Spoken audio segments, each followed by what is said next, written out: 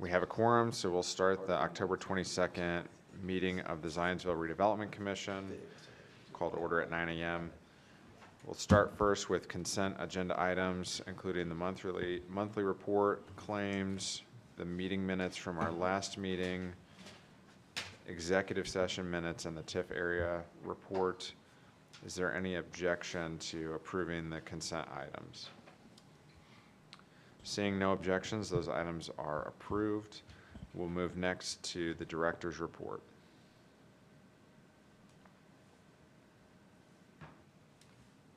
Good morning, Commissioners. Corey Sharp.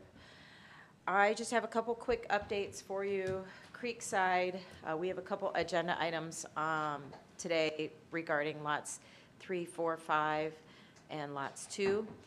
The remaining lots for sale, pending your approvals today, will be Lot 1 and a replatted portion of Lot 3. Lot 9, we are continuing our negotiations with that potential buyer, and Lots 7 and 8 are continuing on as well. We expect closings to happen, some of the closings to happen this year, and the remaining closings to happen the first quarter of next year. And then the other update I have for you is regarding the READY grant that we are assisting the administration in administering. We have issued an RFP for landscape architecture services for the public plaza. We've received responses. We received 5 different responses from design firms. We're working through a scoring sheet, and we'll work on interviews this next week, or this is next week, the last week of the month already?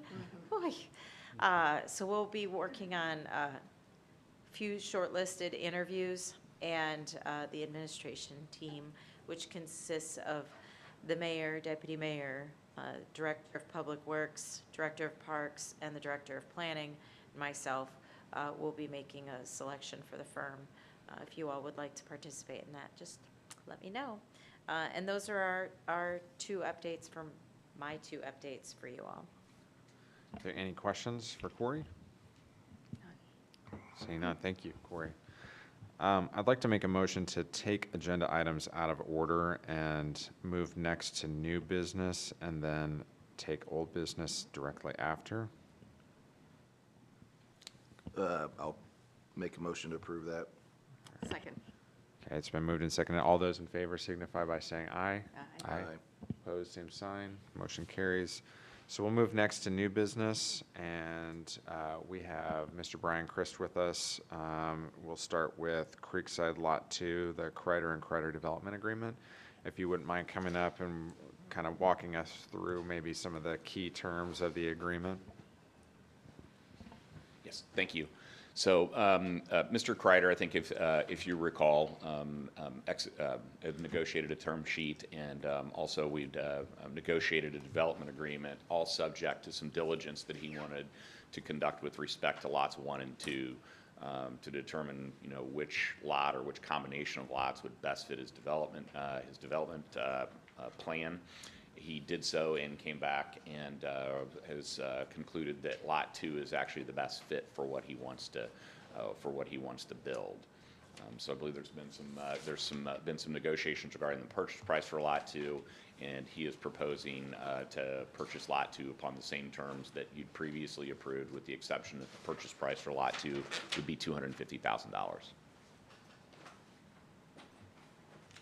Are there any questions for Mr. Chris about the development agreement?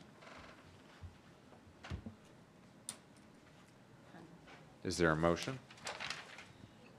I make a motion to accept the development agreement as submitted by Kreider and Kreider for Lot 2. I second. It's been moved and seconded. Is there any further discussion? Seeing none, all those in favor of the motion signify by saying aye. Aye. Opposed, same sign. Motion carries unanimously. Thank you. Mr. Chris will move next to the items related to Lot 3, 4, and 5. Yes, there's 2 requests associated with the development agreement for lots 4 and 5. Again, as you know, there's an executed a development agreement with respect to those 2 lots. And unfortunately, the approvals timeline for the rezoning and other land use approvals has been delayed beyond the due diligence period, which I think was set to expire sometime last week. So the request from the project owner is to extend those deadlines out to, I believe, December 18th. Is it December 18th or November 18th, Zach? I don't remember off the top of my head. I think it was December.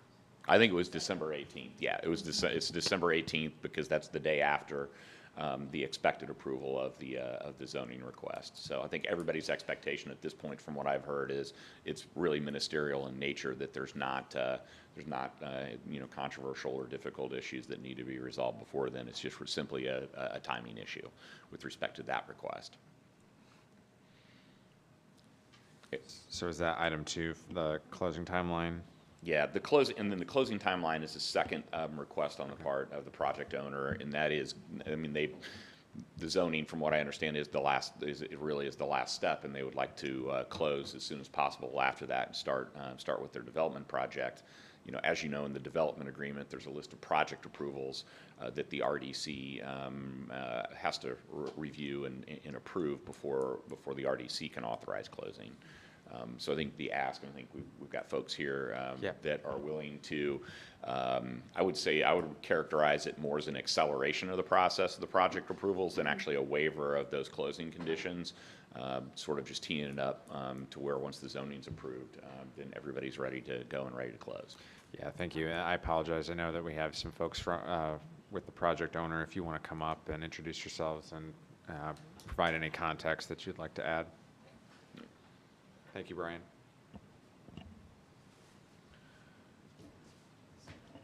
Yep.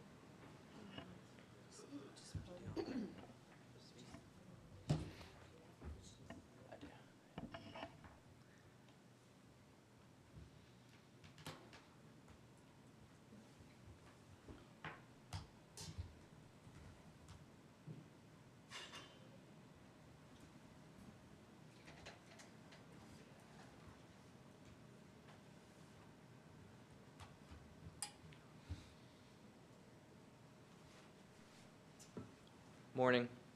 My name is Jimmy Clark. I'm a VP of Development with Cornerstone Companies. Cornerstone is acting as developer and contractor for the Center for Site project located at lots 4 and 5, Creekside. I have on the screen here provided just the latest site plan that shows where the building will be situated on lots 4 and 5, where the future surgery center expansion is contemplated to be, and the Lot 3 acreage the petitioner would like to take down additionally for the proposed detention on site. The Phase 1 project from is, again, Center for Site. Dr. Michael Befferus is the owner of Center for Site. This would be his new headquarters. His building currently is located at 106 in Michigan in Hamilton County. Would like to take his footprint, expand it to upwards of 21,000 square feet, as you see on the site plan on the screen. And then in the next probably 12 to 18 months tops, he would like to expand and build a surgery center to the east that's upwards of 12,500 square feet with some additional doctor partnerships forthcoming. So that surgery center is ambulatory in nature. It is outpatient. There are no 24-plus hour stays. It would be not connected to the building, but a few feet apart from the medical office building for code reasons. The Lot 3 acreage that the site plan, American Structure Point is the civil engineer on this project. They believe to achieve the appropriate detention that's sized for the site and future expansion for the surgery center, we would need 0.66 acres. This was laid out in the development agreement under the stormwater detention section as an FYI. So if there are any other questions on the plan or the the timeline, I'm happy to answer them. I think Brian was correct in everything he said, that it is purely just for us to try to file by Friday in order to get on the December 16th docket for approvals is the nature of our ask for the extension. Any questions? None. No. I do have a question for Corey.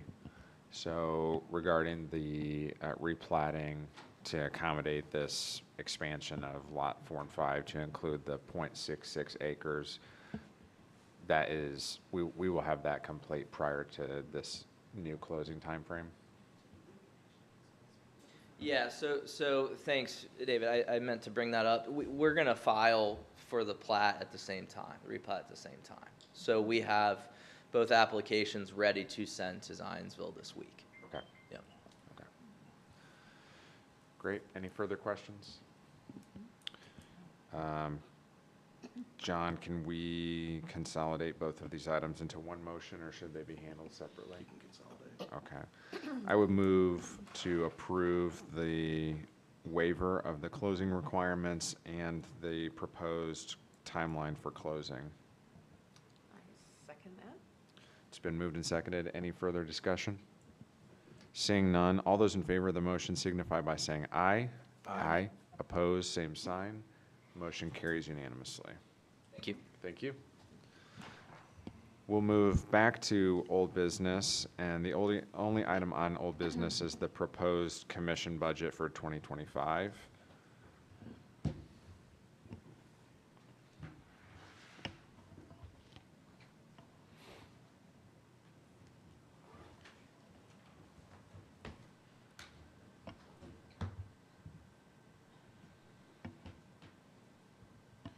This was introduced at last month's meeting, and we did not take action to give folks time to review it and ask any questions, or if there were any additional modifications. I suppose I would ask Katie, was there any further discussion in the Finance Committee about changes or any questions that were raised? Nothing of significance. The only discussion was that things were updated as appropriate, but Yep. nothing of substance, no. Yeah. Corey, is there any context that you'd like to add? I don't think it's changed materially from how it was presented last month.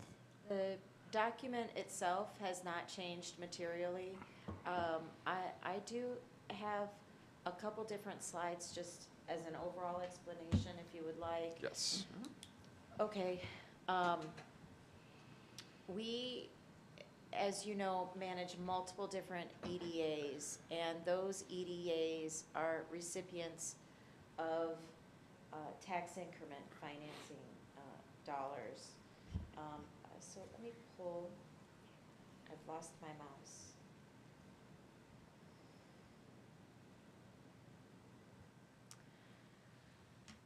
So tax increment financing works in the way where we have a project that presents a potential P3 project to us, public-private partnership, and we go through an approval process to establish a baseline for existing and future property taxes. And that baseline is captured over 25 years, the duration of our receipts for TIF. And during that timeline, the baseline of property taxes continues to go to the various different taxing organizations, while the development itself is able to capture the new taxes associated with their development so that they can increase the property tax base over a period of 25 years. If you would allow me, I do have a quick little YouTube clip. I've got to figure out how to bring it over. Just as a really nice little simple explanation of how this works. After property values have increased. Now, when a URA is first established, the property values within the area are set as a baseline. As P3 makes public improvements and private investment takes place, the property values increase. The difference between the property tax collected when the baseline values were set originally and the property tax collected on the new values, that is the increment amount. Now, this increment is collected by P3 and reinvested back into the URA to build more public improvements. This, of course, in turn inspires more private investment, and thus property values continue to increase. Now, TIF is only captured for 25 years. TIF collection stops at that point, and the original property tax collection model snaps right back into place. All the public entities that receive property taxes, including the town of Parker, Douglas County, the school district, they all will receive revenue based on the new, higher property valuations. When I was meeting with a finance committee member after our recent discussions, just understanding how we continue to communicate what TIF is and how it works in our community was just a nice refresher. So that's why I opted to include that. Then in our budget, you'll see different revenue sources. Of those revenue sources, 30% of that is TIF, and 10% of that is budgeted to be cash, which is land sales.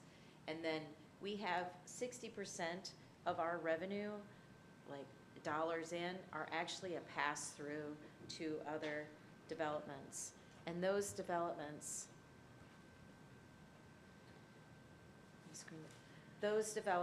are developer-backed bonds. They are bonds that were purchased by the developer where we receive the funding and it gets pushed out. We have 9 EDAs altogether. 6 of those are developer pass-through bonds areas. We control 3 of those, the Zionsville EDA, which is the downtown area and the South Village, the Oak Street EDA, which is right out here by Town Hall, and the Creekside EDA. Those are the funds at the top part of your budget where you can actually see revenue and expenses, because we are the ones that control those funding and how those funds are spent.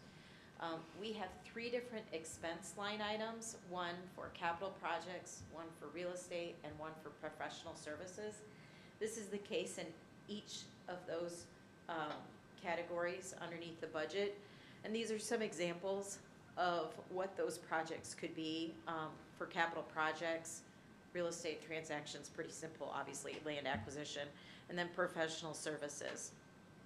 New this year is a requirement that we submit an annual spending plan to the state. That is due December 1st. So with your adoption to the budget, we will then convert that into an actual state recommended document. And the Finance Committee will be reviewing that in November so that we can submit it at the December 1st meeting.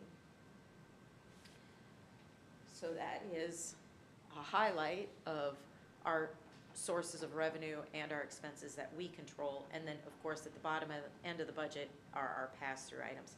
And Tim Berry with Crow is here if we have any detailed questions. He can help, but the Finance Committee had some nice discussion around this budget this year. I just have a couple of questions for the Zionsville EDA, Corey. If we could get a little bit of additional information around some of the capital projects, the design and engineering. I see that this is grant match for Ready, but there's a line item for a real estate transaction. Can you provide a little bit of additional color to that? This would be ideas represented in dollars on how we can continue to invest in the Zionsville EDA. So the town received $1.9 million for Ready 1.0 and has submitted an application for Ready 2.0. And certainly are hopeful that we will receive an award with the Ready 2.0. Ready 1.0 funded design. Ready 2.0 is programmed to fund construction of the road realignment. There are other projects in the South Village and the downtown area, the village itself, that would benefit from additional investment. So the placemaking efforts, like a public plaza, also, well, I could just go back to my presentation, you know, where we can look at parking as also a source. We can also look at infrastructure improvements. Like we had originally talked about earlier this year, doing some Dairy Queen infrastructure improvements. In that sense, the owner has shifted his interest in doing that, and we'll be doing those infrastructure improvements as a part of the roadway improvements. So that's another opportunity where we can look at infrastructure improvements. And then real estate transaction would come down to if there's a need to purchase right away for the road realignment, especially as we are coming across south of Sycamore. There may be some additional road right away that would be required depending on the final engineer's road layout. Okay. Are there any further questions about the proposed budget? Is there a motion? I'll make a motion to approve the 2025 budget as presented. I second that. It's been moved and seconded. Are there any further comments? Seeing none, all those in favor of the motion signify by saying aye. Aye. Opposed, same sign. Motion carries unanimously. And I understand that we will have a resolution and a spending plan ready to take action at our November meeting so that it can be filed with the DLGF. Yes, sir. Okay. Very good, thank you. Next item on the agenda is other business. I have on here first the 2025 meeting schedule. Yeah, so I just wanted to clarify for next year, we need to know if we are going to be keeping the same regularly scheduled meeting structure. Right now, we are doing the fourth Tuesday at 9 a.m. every month. I wanted to confirm that is still our intent, and there are a couple dates that we have potential conflicts with. One of them being Thanksgiving. I know a lot of people may be taking that time off or the whole week off. So they may not want to have any conflicts there. We can either shift the meeting a week earlier, or we can just shift it a day. I would want to know. What are we doing this year? So this year doesn't come into conflict because just the way things landed, it's not going to be a concern. What is that? Isn't it the 26th, the fourth Tuesday, and Thanksgiving the 28th? Let me look that up. Yes. So that is something that could come into conflict. Again, I was trying to be a little more proactive for next year to avoid any issues. Yeah. I think it's good to have the discussion. Yeah. My thought at first, Zach, is that we should probably talk just about the January meeting because it's possible there'll be new members that will have That's a good different conflicts. And so setting a schedule now seems a little premature to me, but I think that setting the January meeting so that new appointees, to the extent that there are new appointees, will have that date kind of set out there in advance. I completely get your rationale. The only reason we're bringing it up is we typically publicly notice for all public meetings for the town of A year in Zionsville at advance. once. So that way it's done and taken care of, and we can just do one notice for the whole town. It's also so the town council can approve those schedules as well. Okay. Yeah, I mean, Because we changed it mid-year this Yeah, year, we right? did. We did change it, and we did have to publicly notice for that. so what are you proposing then for November 2025?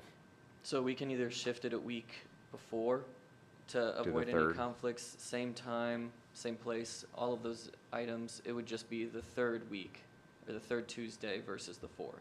Okay. That's what I've already done for December to avoid Christmas. Okay.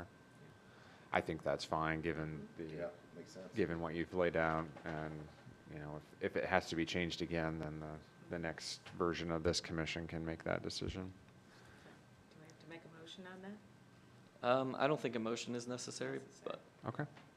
All right. Is there any update from the finance committee? Sure, we did meet. We reviewed monthly claims, some that were routine in nature, some that were not, and gave feedback to staff on those. We did discuss the budget that you just approved and the upcoming DLGF reporting requirements, so we'll be ready to review that. And then we also talked through the property appraisals that staff had been working with. And I think that's it. Okay. Any questions? No? We'll move next to the governance subcommittee. There's one item on the agenda for consideration, and this is a document that was put together in collaboration with Corey. And this is kind of a proposed timeline and all of the key activities as the RDC would be working with in a P3. And you can see in this document just the various checkpoints and decision points and what is proposed to happen at each stage of the process. So this is put forward for consideration, comment, questions. It pretty much lays out, as we proceed through a project, you know, at what point are we going to be engaging the elected officials for the town? At what point does the full commission get detail on a proposed project and to gather feedback?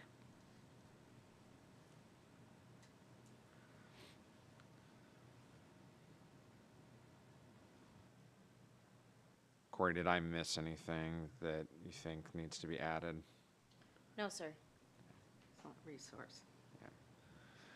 Should be a good visual for all of our stakeholders on how we go through the process of start to finish with a P3. I'd agree. Definitely. Corey, do we need to adopt this, or is it okay to just keep it as presented and? Not really approving anything. No. I mean, John's. I don't think it needs to be adopted. Okay.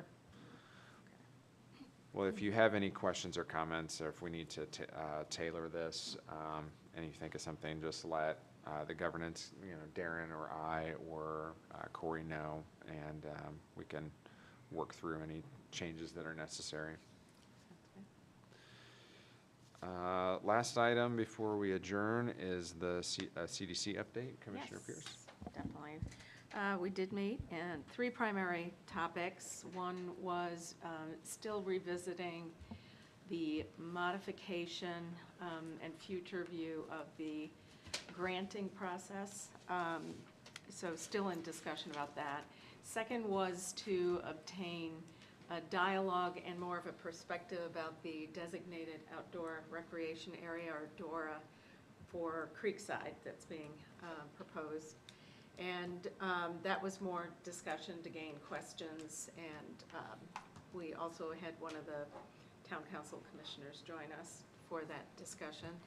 And then third is the intention to facilitate a summit which brings together all the different entities in the town that provide any funding, any resources for businesses, whether they're startup businesses or already in place.